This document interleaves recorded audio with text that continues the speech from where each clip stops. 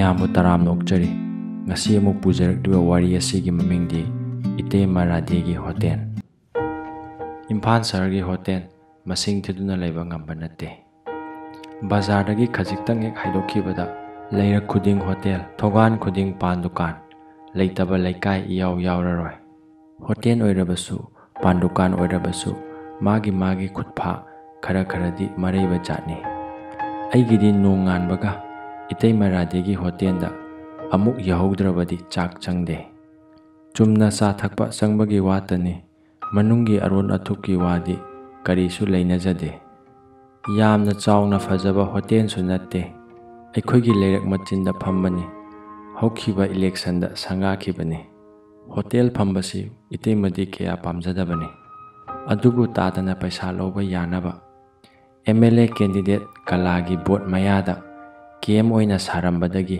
ꯑꯣꯟꯈꯤꯕ ꯍꯣꯇꯦꯜꯅꯤ꯫ ꯇꯥꯗꯁꯤ ꯃꯇꯤꯛ ꯃꯒꯨꯟ ꯌꯥꯝꯅ ꯂꯩꯗꯨꯅ MLAꯅ ꯅꯞꯄꯗꯤ ꯅꯠꯇꯦ꯫ ꯇꯁꯦꯡꯅ ꯍꯥꯏꯔꯕꯗ ꯚꯣꯠ ꯊꯨꯒꯥꯏꯔꯛꯀꯅꯤ ꯀꯤꯕꯅ ꯇꯉꯥꯏ ꯐꯗꯅ ꯊꯝꯈꯤꯕꯅꯤ꯫ ꯑꯃꯔꯣꯝꯗꯅ ꯍꯣꯇꯦꯜ ꯑꯁꯤꯅ ꯔꯥꯙꯦꯒꯤ ꯍꯤꯡꯅꯕꯒꯤ ꯁꯤꯟꯐꯝ ꯑꯃꯗꯤ ꯑꯣꯏꯍꯧꯔꯦ꯫ ꯀꯂꯥꯗꯨ ꯚꯣꯠ ꯀꯥꯍꯧꯗ꯭ꯔꯕꯁꯨ ꯔꯥꯙꯦꯒꯤ ꯍꯣꯇꯦꯜꯁꯤꯅ ꯂꯩꯔꯤ ꯃꯈꯩꯗꯤ ꯀꯂꯥꯒꯤ ꯃꯃꯤꯡꯗꯤ ꯀꯥꯎꯔꯔꯣꯏ꯫ ꯂꯩꯀꯥꯏꯁꯤꯗ ꯔꯥꯙꯦꯒꯤ ꯍꯣꯇꯦꯜꯅ ꯏꯍꯣꯡ ꯍꯣꯡꯕꯒꯨꯝ ꯇꯧꯏ꯫ ꯃꯐꯝ ꯆꯥꯗ꯭ꯔꯕꯁꯨ ꯇꯔꯨ ꯇꯍꯦꯜꯂꯤ꯫ ꯐꯝꯂꯤꯕꯤ ꯏꯇꯩꯃꯒꯤ ꯃꯥꯏꯊꯣꯡꯗ ꯅꯣꯡꯃꯇ ꯒꯧꯔꯤꯌꯥꯒꯤ ꯆꯟꯗꯟ ꯃꯨꯠꯄ ꯊꯦꯡꯅꯗ꯭ꯔꯤ꯫ ꯑꯩꯈꯣꯏ ꯈꯔꯗꯤ ꯅꯨꯡꯇꯤꯒꯤ ꯊꯛꯂꯕꯅꯤꯅ ꯆꯥ ꯊꯛꯀꯦ ꯄꯤꯌꯨ ꯍꯥꯏꯕ ꯂꯩꯇꯦ꯫ ꯎꯕꯒ ꯆꯥ ꯄꯤꯕ, ꯑꯩꯈꯣꯏꯅ ꯋꯥꯔꯦꯝ ꯉꯥꯡꯅꯕ, ꯄꯩꯁꯥꯒ ꯄꯥꯅꯕꯒꯤ ꯋꯥ ꯂꯩꯇꯦ꯫ ꯂꯨꯄꯥ 1 ꯋꯥꯠꯄ 2 ꯍꯦꯟꯖꯤꯟꯈꯤꯕ ꯊꯤꯅꯗꯦ꯫ ꯀꯔꯤꯒꯨꯝꯕ ꯀꯥꯟꯗ ꯀꯔꯤꯁꯨ ꯍꯥꯏꯅꯗꯅ ꯊꯣꯛꯂꯛꯂꯒ ꯆꯠꯄ ꯀꯥꯏꯁꯨ ꯃꯌꯥꯎꯅꯩ꯫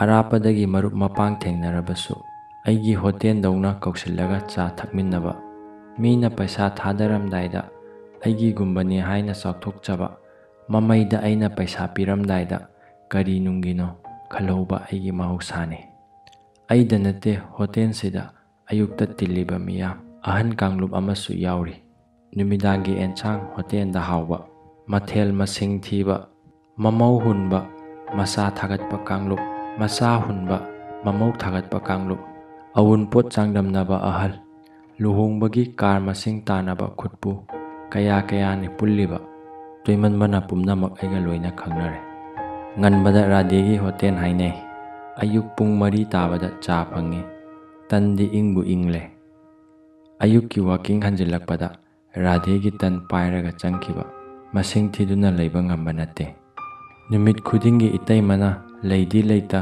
ꯁꯤꯡ ꯆꯥꯛꯇꯕ ꯈꯔꯒ ꯂꯩꯔꯪ ꯑꯗꯨꯗ ꯑꯋꯥꯡ ꯍꯦꯛ ꯑꯣꯜꯂꯒ ꯎꯇꯣꯡ ꯃꯆꯥ ꯑꯃꯅ ꯃꯅꯤꯡ ꯀꯥꯡꯇꯛ ꯃꯩ ꯀꯥꯝꯕꯗꯨ ꯌꯦꯡꯕꯗ ꯃꯊꯦꯜ ꯑꯃꯅꯤ꯫ ꯀꯅꯥꯅ ꯐꯥꯒꯤ ꯇꯧꯁꯤꯟꯕꯤꯕ ꯌꯥꯎꯔꯛꯏ, ꯏꯇꯩꯃ ꯁꯥꯎꯗꯦ꯫ ꯃꯩ ꯀꯥꯝꯕꯒꯤ ꯃꯃꯤꯠ ꯃꯄꯤ ꯑꯔ ꯇꯥꯅ ꯀꯔꯤꯒꯨꯝꯕ ꯀꯥꯟꯗ ꯅꯣꯛꯐꯦꯠ ꯇꯧꯅ ꯈꯨꯝꯂꯛꯏ꯫ ꯂꯩꯁꯥꯔꯤꯉꯩꯗ ꯑꯁꯨꯝꯅ ꯃꯩ ꯀꯥꯝꯒꯅꯤ ꯈꯪꯗꯦꯗꯣ, ꯄꯪꯉꯤꯗꯀꯣ ꯍꯦ ꯅꯨꯄꯤ꯫ ꯃꯩ ꯈꯖꯤꯛ ꯆꯥꯈꯠꯂꯛꯄꯒ ꯒꯤꯂꯥꯁ ꯃꯌꯥꯝꯗꯨ ꯊꯣꯛ ꯍꯦꯛ ꯆꯥꯝꯊꯣꯛꯏ꯫ ꯐꯤꯖꯤꯅ ꯁꯠ ꯇꯩꯊꯣꯛꯏ꯫ ꯈꯤꯟꯕꯒ ꯍꯩꯕꯒ ꯑꯣꯠꯄꯒ ꯍꯦꯛꯇ ꯄꯤ꯫ ꯊꯨꯈ꯭ꯔꯦ ꯏꯇꯩꯃꯅ ꯐꯝꯗꯨꯅ ꯇꯟ ꯇꯛꯈ꯭ꯔꯕ ꯐꯥꯎꯕ ꯄꯤꯔꯝꯕ ꯆꯥꯗꯨ ꯒꯤꯂꯥꯁ ꯃꯅꯨꯡꯗ ꯏꯄꯣꯝ ꯂꯩꯔꯤ꯫ ꯍꯟꯗꯛ ꯃꯔꯛ ꯇꯂꯞ ꯍꯦꯟꯒꯠꯈꯤꯕꯅꯔ ꯈꯪꯗꯦ, ꯏꯇꯩꯃꯒꯤ ꯇꯟꯁꯤ ꯕꯤꯟꯗꯤꯃꯨꯛ ꯆꯥꯎꯔꯦ꯫ ꯃꯌꯥꯏꯗꯨ ꯇꯤꯡꯈꯪ ꯊꯥꯕ ꯐꯤꯗꯨ ꯉꯥꯏꯔꯦ꯫ ꯅꯨꯃꯤꯠ ꯊꯥ ꯏꯉꯥꯟ ꯉꯥꯟꯅ ꯎꯔꯦ꯫ ꯑꯅꯤꯔꯛ ꯊꯨꯞꯂꯒ ꯄꯥꯏꯕꯗ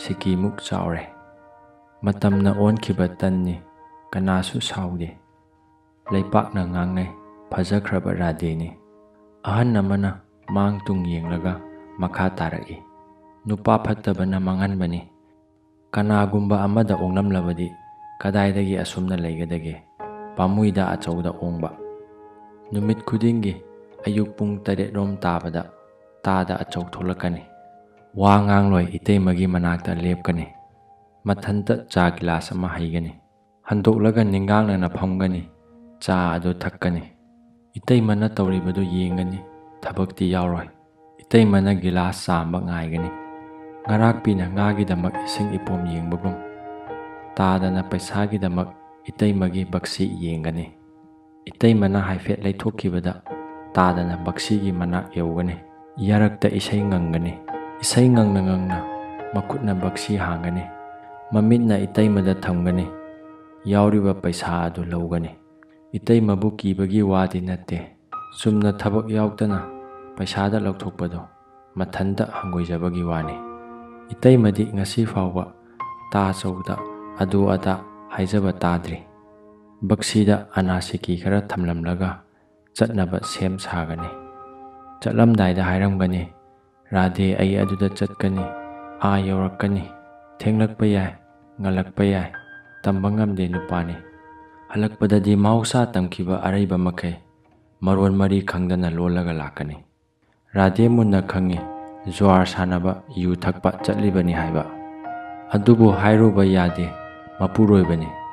Naha oiringaida kayarak hairurabani, kanarubadi hairunu, laikai kumai oikrabani. Nongma hainarubaduna tarani loide ngangnaba, karigumba kandana Radhe chai chai. Nongmata mana tawjaba ngamba Radhe natte, machagi lairik tambagi sen thaba, laikai gi poyeng chayeng, marupki sen thang sen hun pumnamak Radhe na pui. Radhe gi nupa achausi, nupa haibaduni Radhe da lawba. Nongma phawa imung yengsindraba, numit chupa masa nakta khrasa swat wattana nungaina lelaba punsini. Yumda akhoi nupina ngangi, numit chupa Radhe gi hotenda hajira oirudrabadi yadabra khangde. Karibu harauduna, karibu yengningduna tawribano, yumdasu lolaga thakpa yabane. Nongma phadoksu ingkholda yotlai amatangda oirabasu kangba mayabane. Talap charibani haibagi matik tallida. Angangsingna tawriba lairik asi namai onsinduna nongmasu takpiyu. Karino khangde Radhena mathwai mami pumnamak phakraba jatla. Numit khudingi pung 8-10 taba ngaibada masasi wabana mayang kanglene haiba. Khangde nathwai yaumallabadi nongma natraga nongmadi chopa nangani. Ai pau yamna taiko. Nupimak oirabasu achumba ngangbanina ai kanna lahotpa ngamde. Chopa nangani pau yamna taiko haiba akonbagi wangang asimadi makha tana khangningbani. Adubu hangludre. Mapuroibabu warak watembaromda itat tattana satharaktuna. Nongmadi yotlai kanglakpa tare, wakhanna yumpham oiraga aisu mamaida ama kotlaga ngangi. Nupi, nang ngangba sakpa warak watemba yamna haira maleda. Kanana adugumba wahaising adu hayu haiduna tambi. Nupadu thigatlura, ai loina khangba jatni, nangi sajat. Tau sarakano, nathau leite. Aigi nupido, aina hairakpa wahaisingsi adum taduna leirami. Asauba thoina ude. Akonbagi sajat khangi. Nupado thigatlura haiba wahisingsina apatpada khoina chikpagum. Khoidau siklamle, suba nomba thabak khudingda kauba maraite. Tumphak ningsingduna ta laikre. Thoidokna magi lichatta amakpa leibagi wadi natte. Chumnata aina saunningnaba haikhiba wane. Nongma ninisi ma ai wa ingangangnade. Mana tawgadaba thabak adumak tawnai. Aisu mana hauраklaga ngange, masu aina hauраklaga ngange. Khanna tharum amamamdi thamoida phumlaga leiminai. Masi tasengnamakti nungaiba jat natte. Adubu punsigi mathendi ama oiramle. Ai hoten thokpa leplasira haiba wakhan amadi laklabani. Khangtok tokpa hangoiduna mahoksagum ayuk ama Itayma Radhegi hotenda phammi. Aida nate numituda phambasi aikhogi kangbu sure. Mahoksagum warem ngangnai amaga. Ngasidi mana hana ngangadabagi hotnabada center munnaba radio gum tafam khangdre. Itayma Radhesu cha putholakpa maraite. Itaymadu nutiga manade. Mamai adu awang onduna leirangdagi irei leithokte. Minadi hotendu pumlang langle. Kari tawrabano khangde. Pukningnadi phawi ta chauga khatnaramba tare. Itaymadu yamna khanganingdana mapi taithokkhibagum tawi. Maru luptak mayamgi chapi wadi ngangde. Haifet ukhi Itaymagi maithongda Gauriyagi chandan mutpa. Koiraung nabi misna anida ꯄꯤꯅ ꯇꯥꯒꯗꯕꯒꯤ ꯆꯦꯟꯕ꯫ ꯔꯥꯙꯦꯒꯤ ꯃꯇꯧ ꯎꯕꯗ ꯂꯥꯡꯂꯝꯕ ꯑꯍꯟ ꯅꯍꯥ ꯄꯨꯝꯅꯃꯛ ꯁꯟꯖꯥꯕꯨꯡ ꯍꯣꯡꯕ ꯁꯟꯒꯨꯝ ꯇꯨꯃꯤꯟ ꯇꯨꯃꯤꯟꯅ ꯂꯩꯅꯩ꯫ ꯊꯝꯂꯝꯕ ꯆꯥꯗꯨ ꯏꯪꯅ ꯇꯞꯅ ꯊꯛꯅꯩ꯫ ꯋꯥꯗꯤ ꯉꯥꯡꯗꯦ ꯍꯥꯏꯕꯨ ꯄꯨꯛꯅꯤꯡꯗꯗꯤ ꯀꯔꯤ ꯇꯧꯔꯕꯅꯣ ꯂꯣꯏꯅ ꯈꯟꯅꯩ꯫ ꯏꯇꯩꯃꯒꯤ ꯃꯇꯧꯁꯤ ꯎꯕꯗ ꯉꯁꯤꯗꯤ ꯆꯥꯁꯤ ꯇꯪꯈꯥꯏꯗꯒꯤ ꯃꯌꯦꯡ ꯇꯥꯕ ꯉꯝꯗ꯭ꯔꯦ꯫ ꯃꯍꯥꯎꯁꯨ ꯌꯥꯎꯗ꯭ꯔꯦ꯫ ꯍꯪꯅꯤꯡꯕꯅꯤ ꯈꯪꯅꯤꯡꯕꯅꯤ, ꯑꯗꯨꯕꯨ ꯏꯇꯩꯃꯒꯤ ꯈꯪꯍꯟꯅꯤꯡꯗꯕ ꯃꯇꯧꯗꯨꯗ ꯍꯪꯕꯒꯤ ꯄꯥꯡꯒꯜ ꯌꯥꯎꯗ꯭ꯔꯦ꯫ ꯄꯨꯛꯅꯤꯡꯗꯗꯤ ꯈꯜꯂꯤ, ꯇꯥꯗꯅ ꯁꯣꯏꯗꯅ ꯊꯤꯅ ꯇꯧꯕꯤꯔꯝꯕ ꯇꯥꯔꯦ꯫ ꯇꯥꯆꯧꯕꯨꯁꯨ ꯁꯥꯎꯅꯤꯡꯕ ꯐꯥꯎꯔꯛꯏ꯫ ꯀꯔꯤꯕꯨꯗꯤ ꯇꯧꯒꯅꯤ, ꯏꯇꯩꯃ ꯇꯥꯆꯧꯒꯤ ꯅꯨꯄꯤꯅꯤ꯫ ꯄꯣꯛꯃꯤꯟꯅꯕ ꯇꯥꯆꯧꯁꯨ ꯅꯠꯇꯦ, ꯀꯔꯝꯅ ꯊꯤꯡꯕ ꯉꯝꯃꯨꯒꯅꯤ?